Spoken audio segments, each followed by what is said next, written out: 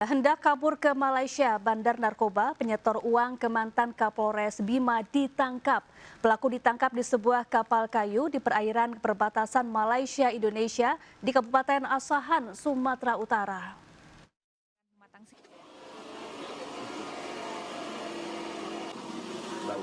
Personil polisi dari Subdit 4 Direktorat Tindak Pidana Narkoba Bareskrim Polri mengejar bandar narkoba dengan menggunakan kapal di perairan Pematang Silo, Kabupaten Asahan, Sumatera Utara.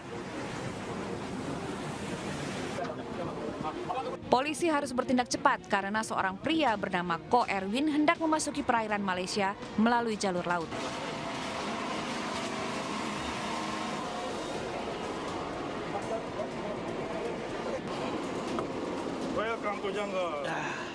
Tepat sebelum memasuki wilayah perairan Malaysia, polisi berhasil menghentikan laju kapal kayu yang ditumpangi oleh Ko Erwin untuk melarikan diri.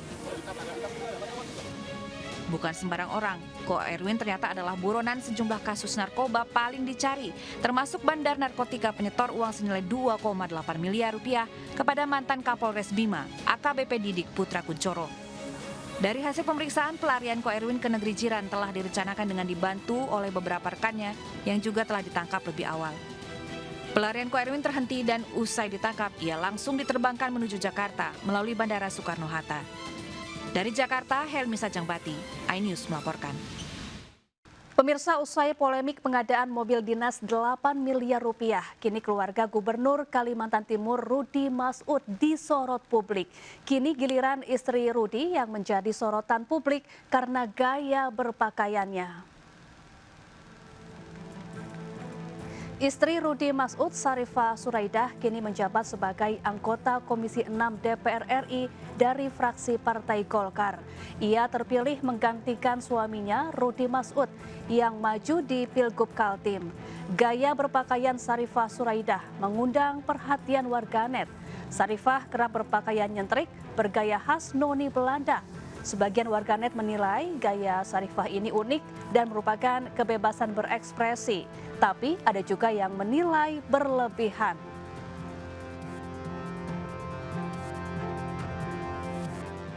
Seorang warga tewas usai disengat kerumunan tawon Vespa di Cilacap, Jawa Tengah.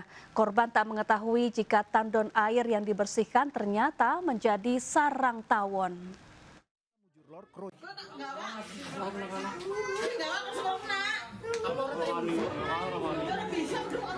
Seorang warga desa Mujurlor, Kroya, Cilacap disengat kawanan tawon Vespa saat membersihkan tandon air di atap rumahnya. Korban tak mengetahui jika tandon air ada sarang tawon. Warga berupaya menolong menyemprotkan cairan pembasmi serangga, namun sekujur tubuh korban telah diserang. Korban berupaya menutup wajah dan kepala dengan kaos yang dipakai. Korban dibawa ke rumah sakit dengan sengatan di sekujur tubuh yang mengakibatkan luka. Korban tewas saat dilakukan pemeriksaan medis di Rumah Sakit Umum Banyumas. Di situ ada tahun, tidak tahu. Nah, akhirnya kan disengat propok itu tawon sampai dengan turun masih beliaunya masih menggunakan kesehatan. Korban telah dimakamkan keluarga di TPU Desa Mujurlor. Dari Cilacap, Jawa Tengah, Heri Susanto, iNews melaporkan. Ia melahirkan dalam kendaraan tidak pernah direncanakan oleh ibu hamil. Namun di Penjaringan, Jakarta Utara, seorang ibu hamil terpaksa bersalin di dalam taksi online demi menyelamatkan janinnya. Sebuah mobil.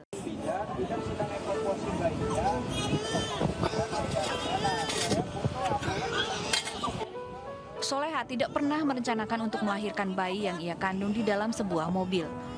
Ibu hamil ini melahirkan di tengah jalan di kawasan Penjaringan, Jakarta Utara pada Jumat sore. Kejadian bermula ketika Soleha yang akan menuju rumah sakit dengan menggunakan taksi online tiba-tiba mengalami kontraksi. Khawatir dengan keselamatan ibu dan janinnya, sopir taksi online memilih berhenti di depan pos pemadam kebakaran dan meminta bantuan petugas.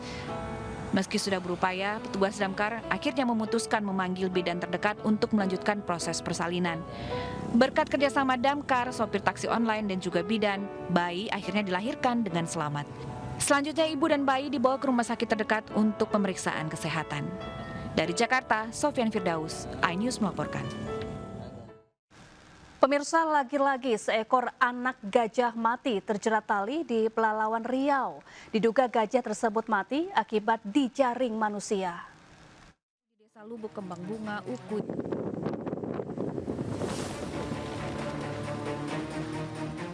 Anak gajah liar kembali ditemukan mati di Desa Lubuk Kembang Bunga, Ukui, Pelalawan. Kaki kiri anak gajah terputus diduga terkena jerat yang dipasang oleh warga. Anak gajah jantan ini mati di Taman Nasional Tesonilo sekitar seminggu sebelumnya. Tim patroli memperkirakan umur anak gajah berkisar sekitar 5 tahun. Sebelumnya di Desa Lubuk Kembang Bunga ditemukan seekor gajah dewasa mati, kepala terpenggal dan gading hilang. Hingga saat ini belum terungkap kematian gajah-gajah yang hilang gadingnya ini. Dari Kabupaten Pelalawan Riau, Diki Kurniawan, iNews melaporkan.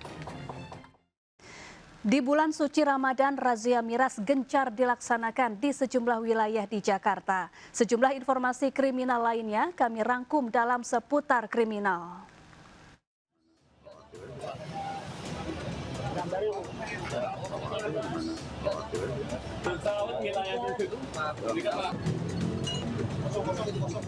Berbagai minuman keras disita dari warung di kawasan Pondokopi, Jakarta Timur. Selain itu, petugas Satpol PP juga menyita di kawasan Duren Sawit dan Malaka, menggeledah setiap kios yang dicurigai menjual minuman keras. Sebanyak 445 minuman keras disita dari sejumlah kios. Razia miras ini bertujuan mencegah maraknya aksi kejahatan di jalan dan aksi tawuran yang disebabkan dari minuman keras.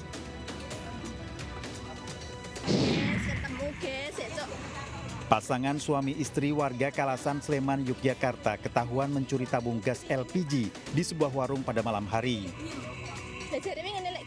Pelaku ke lokasi menggunakan motor dan membongkar gembok warung. Ternyata pemilik sudah berada di dalam rumah dan mengamankan kedua pelaku. Korban berteriak minta pertolongan warga dan menyerahkan ke kantor polisi. Para pelaku melakukan pencurian karena terlilit utang rentenir.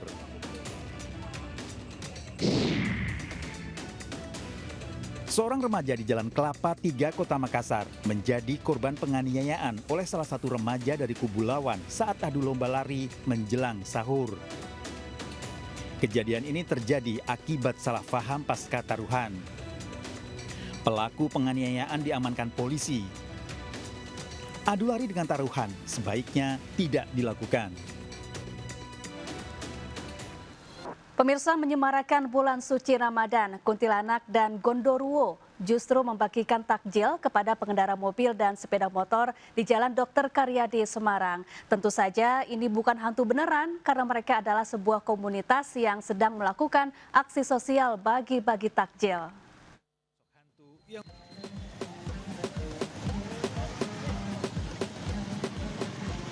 Sore menjelang waktu berbuka, arus lalu lintas di Jalan Karya di Semarang cukup padat dan sedikit melambat. Bukan karena kemacetan, melainkan karena ada deretan sosok hantu yang berdiri di tepi jalan sambil membagikan takjil. Di bulan Ramadan ini, Kuntilanak dan Genderuwo justru berbuat baik dan tampil bersahabat. Tentu saja dua sosok ini bukan hantu sesungguhnya, namun mereka adalah anak muda dari komunitas Semarangker Semarang Angker yang menggelar aksi sosial. Ketua komunitas Semarangker mengatakan pihaknya berkolaborasi dengan sebuah restoran soto ayam membagikan sekitar 400 paket takjil. Komunitas Semarangker dikenal karena aktivitasnya yang kerap menjelajahi lokasi-lokasi angker di kota Semarang. Dari Semarang, Jawa Tengah, Doni Mahendra, iNews melaporkan. Pemirsa, kami akhiri jumpa kita siang ini. Saya Syafaati Suryo bersama tim yang bertugas pamit undur diri. Tetap semangat dan sampai jumpa.